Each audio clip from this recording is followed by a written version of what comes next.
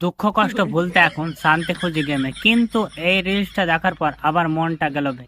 क्या बात है सर, क्या बात है सर। হ্যালো গাইস, তো চলে এসেছে নতুন একটা ভিডিও নিয়ে। তো আর দেরি না করে চলো রোস্ট করি। आइए देखते हैं बैठचंद मजा आएगा। প্রেগনেন্ট। কি কি কি বলি? তোমরা ঠিক শুনেছো গাইস। বলছি কি তোর দ্বারাই, আই মিন তোর দ্বারাই সম্ভব কি এটা? ঈশা প্রেগনেন্ট, আমি বাবা হতে চলেছি। कुछ भी আজ সকাল থেকে ঈশা খুব বমি করছিল, তাই ওকে ডাক্তারের কাছে নিয়ে যাই। নিশ্চয় খাবারের সঙ্গে চুল পেটে চলে গেছে, তার জন্য পেট খারাপ হয়ে গেছে।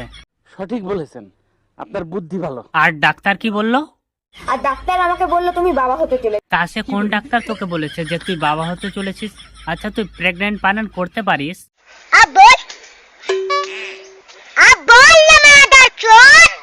বাবা হবে শখ কত। আচ্ছা তোর ঠিক মতো গজিয়েছে? ये सब क्या देखना पड़ रहा है।